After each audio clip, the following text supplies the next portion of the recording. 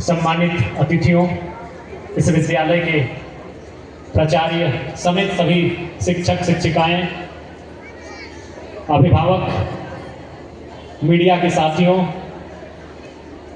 और विशेषकर इस कार्यक्रम में उपस्थित इस राज्य के, इस देश के, इस जिला के भविष्य हमारे नन्हे मुन्ने छोटे छोटे बच्चों, हमारे भाई और बहनों, सबसे पहले मैंने आने से पहले आप सबों के कार्यक्रम को देखा और जिस प्रकार के कार्यक्रम की आपने प्रस्तुति की, निसंदेह आप एक सकारात्मक, एक पॉजिटिव वाइब के साथ अपने जीवन में आगे बढ़ रहे हैं। और आज मैं देख पा रहा हूं कि काफी समय हो चुका है, रात्रि हो चुकी है, लेकिन फिर भी आप लोग डटे हुए हैं। आपने काफी समय से मेरे आने का प्रतीक्षा किया, इसके लिए मैं आपका धन्यवाद दूंगा। खेद भी प्रकट करूंगा कि मैं झारखंड में ही नहीं था, मैं लेट से आया, उसके लिए खेद प्रकट करता हूं। क्योंकि मैं झारखंड में ही नहीं था, मैं सीधे रांची पहुंचा और वहां से सीधे आधे घंटे में आपके कार्यक्रम में आया। तो प्यारे बच्चों, सबसे पहले मैं आपको यही कहना चाहूंगा, अपना अनुभव बताना चाहूंगा। क्योंकि आप किसी राज परिवार से नहीं है, आपके माता पिता किसी बड़े घराने से नहीं है, तो मैं आपको अपना अनुभव बताना चाहूंगा कि आज आपके सर ने मेरा तो बहुत लंबा परिचय दिया, लेकिन खैर हम लोग अभी बहुत कुछ करना है, हम लोग मानते हैं। अभी हमने शुरुआत किया है, अभी तो कुछ किया ही नहीं है।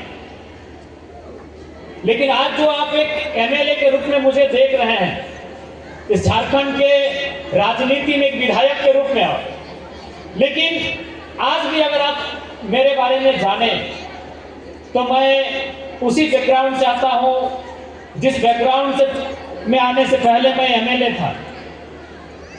मेरे पिताजी का देहांत जब हुआ था, उस समय झारखंड अलग राज्य आंदोलन बहुत पीक टाइम था, 80-85 का वो टाइम था और काफी नाकाबंदी हुआ करती थी। पुलिस के साथ हमेशा आमना सामना होता था आंदोलनकारियों का। उसी क्रम में एक लाठी हमारे पिताजी के सर पे लगी थी, उन्होंने घर में किसी को बताया नहीं, भविष्य में जाकर वो ब्रेन ट्यूमर बनने का काम हुआ। और जब मेरी आयु लगभग 2 साल के आसपास थी, मेरे पिताजी और मेरे दादाजी दोनों का डेथ हो गया था। यानी एक ही साल 3-4 महीना के अंतराल में मेरे पिताजी भी और मेरे दादाजी दोनों इस दुनिया को छोड़ के चले गए। और हमारे गांव देहात में एक कहावत है, पता नहीं रांची वाले समझेंगे कि इस कहावत को, हमारे धनबाद बोकारो में कहावत है कि जय घारे मरद न से घारे बरद न। यानी लगभग, क्योंकि पिताजी का भी मेरा डेथ हो गया था, मेरा दादाजी का भी डेथ हो गया था, तो उस घर में मैंने पुरुष अब कोई नहीं। मेरी माँ भी विधवा हो चुकी थी, मेरी दादी भी विधवा हो चुकी थी। हाँ, मेरे एक चाचा है, अभी भी जिंदा है, लेकिन दुर्भाग्य कहिए कि उनकी दोनों आंखें जन्म से नहीं है, मैंने जन्मांध सूरदास है। तो इसीलिए कहावत है कि भाई गांव देहात में कि जय घारे मरद ना हो से घारे बरद हो, नहीं हार के जो। तो और हम लोग जिस परिवार से आते हैं, मूल रूप से खेती बाड़ी करने वाला परिवार। हमारी माँ का उस समय उम्र मात्र 28 साल था और उससे भी बड़ा दुख का बात क्या था कि जो मेरा छोटा भाई था माँ के कोख में था। मैंने दुख खत्म ही नहीं हो रहा। पिताजी उसी साल डेथ कर गए, दादाजी उसी साल डेथ कर गए, अगर चाचा भी तो दोनों आंख उसका नहीं है, और छोटा भाई दुनिया में आया नहीं हो तो 4 या 5 महीना माँ के पेट नहीं है। तो सोच के देखिए उस परिस्थिति में मेरा परवरिश हुआ। लगभग पूरे 25 साल तक मैंने देखा अपनी माँ को हर उस काम को करते हुए जो एक पुरुष करता है, केवल हल चलाते हुए नहीं। क्योंकि हमारे समाज में ये मान्यता है कि एक स्त्री हल का बूटा को नहीं पकड़ सकती है। अगर ये बाध्यता नहीं होती तो शायद मैं अपनी माँ को देखता कि वो हल भी चला लेती। बाकी हर वो काम को मैंने अपने माँ को करते हुए देखा जो एक पुरुष कर सकता है। और आज बिल्कुल मेरा यहाँ आना एक आश्चर्यचकित घटना है कि जरा मत लो, जब हम पहली बार गिरिडीह जिला के दिशा की मीटिंग को अटेंड करने गए थे, उस मीटिंग में उस जिला के सभी विधायक होते हैं। गिरिडीह जिला के 6 विधायक, कोडरमा के सांसद, गिरिडीह के सांसद और उस जिला के जितने भी पदाधिकारी हैं, चाहे आईएएस रहे आईपीएस रहे, सभी मीटिंग में आते हैं। उस मीटिंग का नाम दिशा है। जब मीटिंग खत्म हो गई तो उस समय जो जिला के उपायुक्त थे नमन लकड़ा, जो आपके रांची के ही है, नमन जी हमारे सामने आया। उन्होंने एक ही सवाल किया कि हु इज जयराम महतो। सब चले गए, हमको बैठा के पूछे कि भाई कैसे। राजनीति में जो भी आता है बैकग्राउंड को लेकर आता है, एक बहुत बड़ा सिस्टम को लेकर आता है, एक बहुत बड़ी परिपाटी को लेकर आता है, आप उसको तोड़कर कैसे आ गए यहाँ तक। क्या सर हमको भी आइडिया नहीं, बस अचानक से हम यहाँ तक आए। तो हम कहना ये चाहते हैं प्यारे बच्चों की जिंदगी में हर किसी को एक मौका मिलता है, हर किसी को। अब सवाल ये है कि जब आपको मौका मिलेगा उस दिन आपकी तैयारी कैसी है। कोई नहीं, यहाँ जितने भी बच्चे आप बैठे हैं, आप पढ़ाई लिखाई कर रहे हैं, मन लगा के पढ़िए, हमारी शुभकामनाएं हैं। और सपने भी देखिए, बड़ा से बड़ा सपना देखिए। अगर सपने सच नहीं होते हैं तो आज मैं आपके बीच एक राज्य के एमएलए के रूप में बिल्कुल नहीं आता। सपने सच होते हैं, आप उन सपनों को देखिए और उसके लिए मेहनत करिए, क्योंकि जिस दिन आपको मौका मिलेगा, ये दुनिया आप चाहे जिस रूप में उसे माने, ईश्वर के रूप में माने, अल्लाह के रूप में माने, प्रकृति के रूप में माने, आप जिस रूप में उसे मानते हैं, आपको एक मौका देगा, एक अपॉर्चुनिटी आपको देगा। अब सवाल यह है कि जिस दिन आपको अपॉर्चुनिटी मिलेगा, जिस दिन आपको मौका मिलेगा, आप उस दिन के लिए कितना तैयार हैं। इसलिए तैयारी आपकी आज से होनी चाहिए। और मैं देख पा रहा हूं आप लोग बहुत अच्छी तैयारी कर रहे हैं, और ये निसंदेह आपकी जो ये तैयारी है एक दिन निसंदेह रंग लाएगी। और एक बात प्यारे बच्चों, मैं अक्सर कहता हूं कि आज जो समय आपको मिला है, इस समय का सदुपयोग करिए। ये मौके, ये समय आपको बार बार नहीं मिलेगा। ये जो अभी समय आपको मिला है, इस समय को आपको भुनाना है, इस समय को आपको बनाना है। ये मौके, ये समय आपको बार बार नहीं मिलेंगे। आज आप जाके देखिए, आपके माता पिता भी आपके साथ आए हैं। आप अपने माता पिता से पूछिए, आज उन्हें भी अगर हमें लगता है कि हम लोग मिडिल क्लास परिवार के बच्चे हैं, लगभग 70 से 80% माता पिता ऐसे हैं जो शायद अपने सपनों से कंप्रोमाइज कर चुके हैं। इसलिए कंप्रोमाइज कर चुके हैं कि शायद उनका जब समय था, जैसे आज आपका समय है, जब उनका समय था तो शायद उनको कोऑपरेट नहीं मिला होगा उनके परिवार से। उनके माता पिता जैसा आज आपके माता पिता आपको कोऑपरेट कर रहे हैं, आपको विद्यालय भेज रहे हैं, आपकी हर एक जरूरत की चीजों को पूरा कर रहे हैं। आपको किताबें चाहिए, किताबें हाजिर, आपको पुस्तकें, आपको बैग चाहिए, आपको कपड़े चाहिए, आपको जो भी सामग्री चाहिए, जो भी सामान आपको चाहिए, वो हाजिर हो जा रही है। लेकिन आपके माता पिता से पूछिए, जब वो आपके जैसे थे, जब उनके पास मौका था अपने सपनों को गढ़ने का, लेकिन शायद वो अपने सपनों को गढ़ नहीं पाए क्योंकि उनके माता पिता का सहयोग उनको नहीं मिला। इसलिए आप जितने भी छोटे छोटे भाई बहन जो आज इस विद्यालय में पढ़ाई करने आए हैं, एक बात स्पष्ट जान लीजिए कि आज जो आप इस विद्यालय में आए हैं, वो केवल आप अपने सपनों को पूरा करने के लिए नहीं आए हैं, आप अपने साथ साथ अपने माता पिता के अधूरे सपनों को भी पूरा करने के लिए आए हैं जिन्होंने अपने समय में देखा था। आप केवल अपने सपनों को पूरा करने के लिए नहीं आए हैं कि हमें बड़ा होकर इंजीनियर बनना है, हमें बड़ा होकर डॉक्टर बनना है, हमें बड़ा होकर वकील बनना है, हमें बड़ा होकर आईएएस बनना है, हमें आईपीएस बनना है, हमें वीडियो बनना है, हमें सीओ बनना है। आप केवल अपने सपने को पूरा करने नहीं आए हैं, आप अपने माता पिता के अधूरे सपनों के भार को भी लेकर आए हैं। क्योंकि हमने देखा अभी आप लोग जो प्रस्तुति कर रहे थे उसमें सभी खिलाड़ी थे, तो चूंकि आप खेल को समझते हैं तो हम एक खेल से ही आपको उदाहरण देंगे। और चूंकि अभी T20 का वर्ल्ड कप भी और हम क्रिकेट से उदाहरण देंगे। आप अभी आज के जमाने में आप विराट कोहली को जानते हैं, महेंद्र सिंह धोनी को जानते हैं, रोहित शर्मा को जानते हैं, सूर्य कुमार को जानते हैं, लेकिन आज से ठीक एक दशक पहले भारतीय टीम में सचिन तेंदुलकर एक खिलाड़ी थे और उनके बाद एक खिलाड़ी आता था, उसका नाम था राहुल द्रविड़। राहुल द्रविड़ की लोग चर्चा नहीं करते, विशेषकर छोटे बच्चों, आप लोग इस बात को सुनिएगा। जो बच्चे पढ़ने के लिए आए हैं, चाहे वो 6ठी क्लास में, 10वीं में है या जो क्लास में है, राहुल द्रविड़ का कभी नाम उतना हम लोग नहीं लेते हैं क्योंकि सचिन का नाम इतना बड़ा था कि राहुल द्रविड़ को हम लोग याद नहीं कर पाते।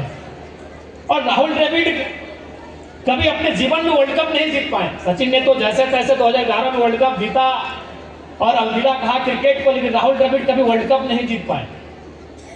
अनुमान कोई भी जब खिलाड़ी होता है, अगर वो खेलता है, चाहे क्रिकेट खेले, जैसे अभी आपने उदाहरण दिया अरुणिमा सिन्हा का, आपने और 2 खिलाड़ियों को उदाहरण दिया, उन्होंने किसी ने माउंट एवरेस्ट को फतह किया तो किसी ने गोल्ड मेडल लिया।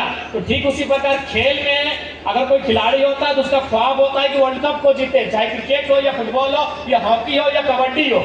नहीं जीता, वो क्रिकेट से रिटायरमेंट ले लिए। जैसे आपके माता पिता, जाहिर सी बात है यहाँ से तो ये कोई नौकरी या कोई जॉब या तो कोई ड्रीम अपना पाले नहीं है। तो राहुल द्रविड़ ने जब रिटायरमेंट ले लिया तो उसके बाद उन्होंने क्या किया, इंडियन टीम के कोच की कमान को संभाला। राहुल द्रविड़ एक खिलाड़ी के रूप में इंडिया को कभी वर्ल्ड कप नहीं जीता पाए। अब क्या हुआ, वो एक कोच बन गए टीम इंडिया के। और 2004 यानी इससे पहले जो वर्ल्ड कप था, एक कोच के रूप में राहुल द्रविड़ ने भारतीय टीम को वर्ल्ड कप जिताया। इसका मतलब ये होता है सपने ट्रांसफर हो जाते हैं, सपने एक पीढ़ी से दूसरी पीढ़ी में ट्रांसफर हो जाते हैं। यानी जो सपने आपके माता पिता ने देखे थे शायद उन्होंने पूरा नहीं कर पाया, लेकिन अब वो चाहते हैं कि उन सपनों को आप पूरा करें। आपके माता पिता अब खिलाड़ी नहीं रहे, वो कोच बन चुके हैं, अब खिलाड़ी आप हैं और उनके नेतृत्व में, उनके दिशा निर्देश में आपको उन सपनों को पूरा करना है जो उन्होंने अपने समय में देखा था। इसलिए और एक बात हमेशा याद रखिएगा, जितने भी प्यारे बच्चे इस विद्यालय में पढ़ने आए हैं, क्योंकि आप यहाँ समय देते हैं, यहाँ 4 घंटा 5 घंटा 6 घंटा बैठते हैं, हम मानते हैं भले आप नहीं बताएं, पढ़ाई लिखाई जो होता है चाहे कोई भी काम रहे जिसको आप लगातार 6 घंटा 8 घंटा करते हैं, थोड़ा सा बोरिंग फील होता है, आपको भी लगता होगा, लेकिन आप बताना नहीं चाहते क्योंकि आपके सर लोग साथ में हैं, तो आपको लगे कि सर लोग डांटे नहीं। हर किसी को ऐसा लगता है कि भाई रोज 6 घंटा एक ही बेंच में बैठना, एक ही ब्लैक बोर्ड को देखना, वही सर रोज आते हैं, वही सर लिखाते हैं, तो कभी कभी ये चीजें आपको लगता होगा कि शायद हम उब रहे हैं। लेकिन एक बात याद रखिएगा, दुनिया के एक बहुत बड़े मुक्केबाज थे, उनका नाम था मोहम्मद अली। वो कहते थे कि मुझे अपनी ट्रेनिंग के सेशन से बड़ी एलर्जी होती है, लेकिन मुझे मालूम है कि यदि आज मैंने इस ट्रेनिंग का सामना कर लिया तो आने वाला जो दिन होगा मेरा, वो एक चैंपियन की तरह बीतेगा। तो आज जो आप आए ना, वो ट्रेनिंग सेशन है, एक अभ्यास का समय है। आप इस अभ्यास में जितना निपुण होंगे, आने वाला समय आपके लिए उतना ही चैंपियन बन के आप सामने आएंगे। इस बात को हमेशा याद रखिएगा। इसलिए आप आज जो समय आपको मिला है, इसे बिल्कुल भी गंवाइए मत, क्योंकि ये बहुत ही बेशकीमती समय है। और कहते हैं कि आज शिक्षा एक ऐसा हथियार है जो सही मायने में हमारी आज की परिस्थिति है उसको बदल सकती है। आप अभी अरुणिमा सिन्हा का पाठ आप सबों ने किया एक एक्ट के माध्यम से, आपने पढ़ा होगा या फिर उसके बारे में जाना होगा कि किस प्रकार से वह ट्रेन में सफर कर रही थी। और शायद उस समय हमें लगता है उसका जो ड्रीम था वो शायद एक सीएसएफ या कोई भी डिफेंस लाइन की तैयारी करना था। लेकिन जब ट्रेन में वो जाती है, कुछ चोर उसके सामने आते हैं, उसके गले में शायद कोई चेन था, उसे छीनने का प्रयास करते हैं और उसी क्रम में उसको धक्का दे देते हैं, वो ट्रेन से नीचे गिर जाती है, उसके दोनों पांव कट जाते हैं। 3-4 दिन बाद या फिर काफी दिनों के बाद जब उसको होश आता है दिल्ली के एक अस्पताल में और वो देखती है कि मेरे दोनों पांव कटे हुए हैं, तो रोते रोते रोते अपने आप से एक ही कहती है कि यदि आज मैं जिंदा हूं तो इतिहास बनाने के लिए जिंदा हूं। और जिसका दोनों पांव नहीं था, उसने माउंट एवरेस्ट की ऊंची चोटी को चढ़ के दुनिया में इतिहास बनाने का काम किया। तो आप तो खैर उससे बढ़िया हैं, उससे तगड़े हैं, उससे सक्षम हैं। अगर आप चाहेंगे तो सोच के देखिए इस जग में आप कितना बड़ा काम कर सकते हैं, है कि नहीं। अरुणिमा सिन्हा का दोनों पांव नहीं था, अभी आप लोग देख रहे थे ना बच्चा लोग, अरुणिमा सिन्हा के बारे में आपके बहन लोग भाई लोग जो यहाँ एक्ट आपको दिखाएं, तो उसका कहानी क्या है, उससे दोनों पांव कट गया था। और वो क्या काम की, पारसनाथ पहाड़ नहीं, हिमालय की सबसे ऊंची चोटी माउंट एवरेस्ट जो होती है उसकी चढ़ाई को उसने चढ़ने का काम किया। तो आप उससे बहुत अच्छे हो, आप उससे तो कम से कम हर तरह से फिट हो, तो सोच सकते हैं उसके हौसले ने उसको कहां तक पहुंचाया। इसलिए आप जितने भी प्यारे बच्चे इस विद्यालय में पढ़ने के लिए आए हैं, एक बात हमेशा जान लीजिए, आप अगर यहाँ तक आए हैं तो सबसे पहले अपने आप से वादा करके आए हैं कि यहाँ से कुछ लेकर जाएंगे। ऐसे तो नहीं ना आए हैं कि भाई माता पिता ने कहा स्कूल जाना है तो अब चले आए, एडमिशन करा दिया तो आप एडमिशन करके पढ़ने चले आए। आप अपने आप से प्रॉमिस करके आए हैं और उस प्रॉमिस को पूरा करना, उस प्रॉमिस को कैसे पूरा करना है ये आपकी मेहनत पर निर्भर करता है। और ये समय भी सही समय है, ये सही समय है, यही समय है आप अपने आप को बना सकते हैं। आप अपने आप को अपने मेहनत के बूते, अपने संघर्ष के बूते आप अपने आप को बना सकते हैं। इसलिए आप तमाम प्यारे बच्चों को हमारी शुभकामनाएं रहेंगी और साथ ही साथ हम आपसे यही कहेंगे कि मन लगाकर आप पढ़ाई करिए और अपने माता पिता के अधूरे सपने को और आप अपने सपने को से पूरा करिए, क्योंकि ये समय अगर चला जाएगा तो फिर आपको बड़ा पछतावा होगा। पर एक बात हमेशा याद रखिएगा कि यदि आज आप जो मौका आपको मिला है, जो मंच आपको मिला है, यदि आप कुछ करने से चूक जाते हैं तो कम से कम आप एक पीढ़ी पीछे चले जाएंगे। यदि आप कुछ करने से चूक जाते हैं तो याद रखिएगा कम से कम आप एक पीढ़ी पीछे चले जाएंगे। एक पीढ़ी का मतलब क्या है? मान के चलिए आप सोच के आए हैं कि आप पढ़ लिख के आगे जाके कुछ बनेंगे, और यदि आप बन नहीं पाते, यदि आप कर नहीं पाते हैं तो आप उम्मीद ये करेंगे कि भाई अब ये मेरा काम मेरा बेटा या बेटी करे, तो सिर्फ 25 साल का इंतजार करना होगा। यदि आज आप कुछ नहीं करते हैं तो याद रखिएगा कम से कम 25 सालों का अंतर हो जाएगा। प्यारे बच्चों, इस बात को हमेशा ध्यान में याद रखिएगा। इसीलिए ये जो समय आपको मिला है कुछ बड़ा करने के लिए मिला है। आप जो अपने आप को तपा रहे हैं, आप जो तपस्या कर रहे हैं, पढ़ना, मैं मानता हूं कि जो शिक्षा ग्रहण करना किसी तपस्या से कम नहीं है। एक साधु जितना निर्जन पहाड़ों में पर्वतों में तपस्या करता है ना, उससे ज्यादा कठिनाई होती है लगातार 10 वर्षों तक 12 वर्षों तक विद्यालय में पढ़ाई करना।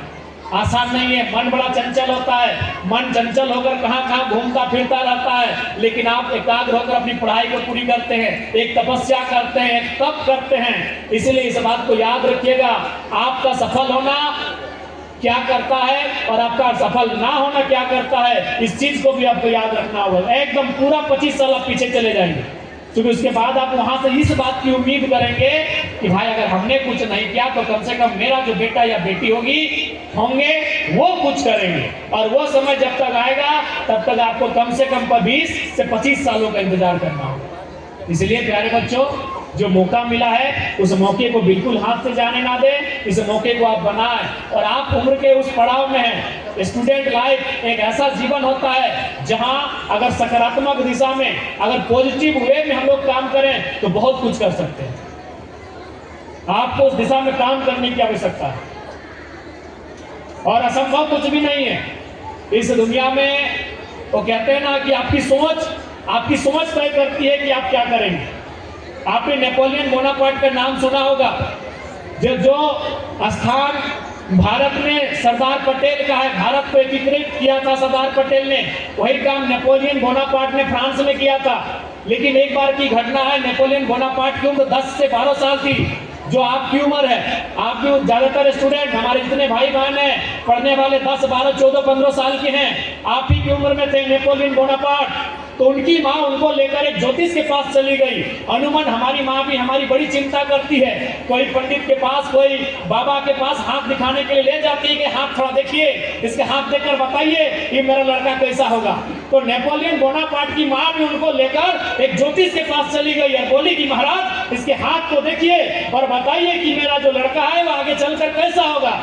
ज्योतिष ने हाथ को देखा, हाथ की रेखाओं को देखा और देखने के बाद कहा इसका जो जीवन है बड़ा संकट में है, इसका जो जीवन है वो बड़ा कष्टकारी है, इसके जीवन में खूब सारी असफलताएं हैं। तो नेपोलियन बोनापार्ट ने कहा कि आप ऐसा कैसे कह सकते हैं? कहा आपके हाथ की लकीरें ऐसा है, इस हाथ की लकीरों को कोई टाल नहीं सकता है, आपकी हाथ की लकीरों में ऐसा लिखा है, ऐसा ही होगा। विश्वास करिए, नेपोलियन बोनापार्ट जो शुरू से चाहते थे कि हम एक सेनापति बने, एक बड़ी सेना का, वो हमेशा एक छोटा सा, हम लोग उसे नाइफ कहें, छुरी कहें, चाकू कहें, हमेशा लेकर चलते थे अपने कमर में बांधकर। उन्होंने निकाला और जरा भी देर नहीं किया, उसे अपने हाथ में रखा और एक बार ऊपर से और एक बार नीचे से अपने हाथ की लकीरों को ही काटा और बोला ज्योतिष महाराज मेरे हाथ की लकीरें तो अब नहीं, अब आप क्या कहेंगे? तो ज्योतिष ने कहा कि जिस नौजवान में, जिस लड़के या लड़की में इतना जुनून है वो कुछ भी कर सकता है, वह विधि में जो लिखा है उसे भी डाल सकता है।